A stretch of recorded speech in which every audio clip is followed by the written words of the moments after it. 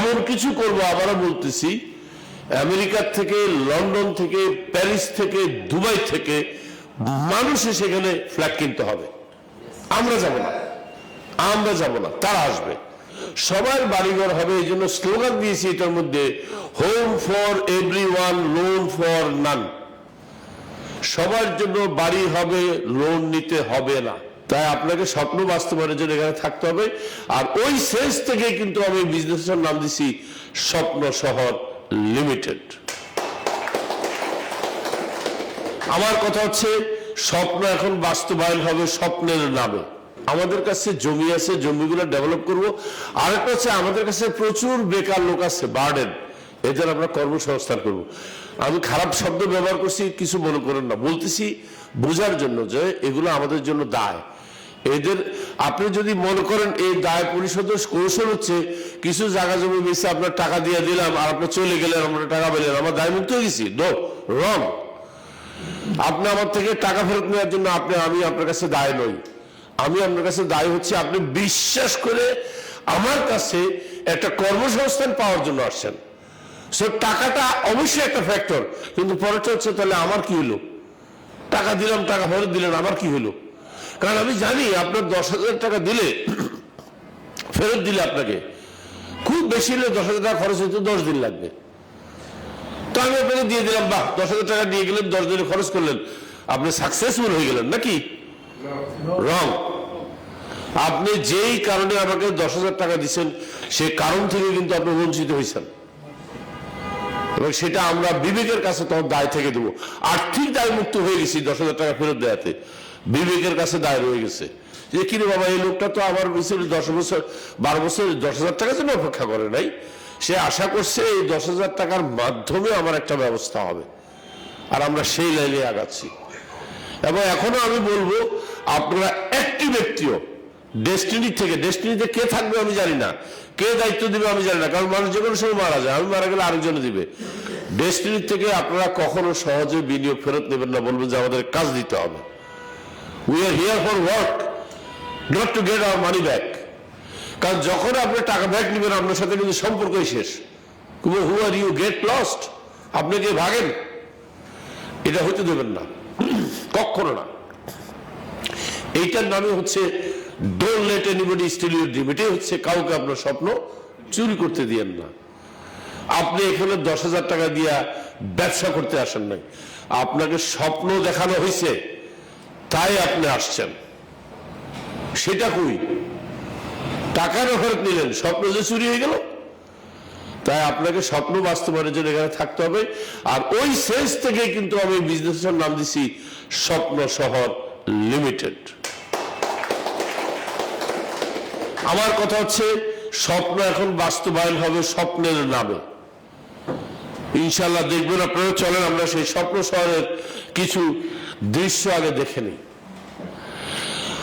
আমার কাছে কেন জানি মনে হয়েছে, আমার স্বপ্ন শহর বাস্তবায়ন করার জন্য আমি মোটামুটি ভাবে একটা সঠিক লোক খুঁজে পাইছি, যে ঠিক থাকলে, সে যদি প্রভিজিং হয়, সে যদি ডিটারমাইন্ড হয় এবং ভিশনারি হয়, উইল মেক দিস হ্যাপেন। আমরা এটা বানায় ফেলবো ইনশাল্লাহ। যেটার নাম হচ্ছে স্বপ্ন শহর লিমিটেড।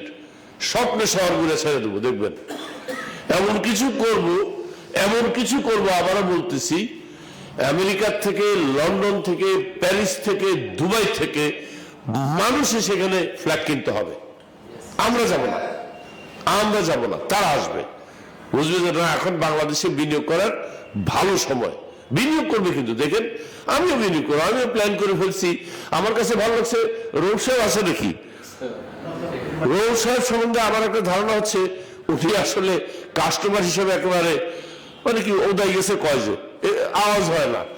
সে আজকে আমার কয়, আমি যদি 8-10টা কিনি, কোনো সমস্যা আছে? আমি বলে কি, এটা চাইকে উঠছে, আমি তো কিনতেছি 10টা, আপনি চিন্তা করেন কেন? সম্ভব? আমি কেউ আটকাবে না, আমি আপনাকে ব্যবস্থা করে দিচ্ছি।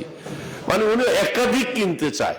এই একাধিক কেনার লোকগুলো নিয়ে আমি আলাদা একটা ক্লাব করব, ওটার নাম দিব একাধিক পারচেজার লিমিটেড, যে যারা একের অধিক কিনবে। কারণ এটার মধ্যে অন্য কারণ আছে, কেন একের বেশি কিনবে? নিশ্চয়ই কোনো ভিশন আছে এখানে, আরেকটা স্বপ্ন এখানে লুকে আছে। এবং আমার সাথে কিছু শেয়ারও করছে খোরশেদ। তো যাই হোক, এখন আমরা শুরু করতেছি, আমাদের কিন্তু অনেকগুলো ফেজ হবে, কিন্তু এই জন্য আমি প্রজেক্ট ফেজ 1 নিয়ে আজকে আলোচনা করব।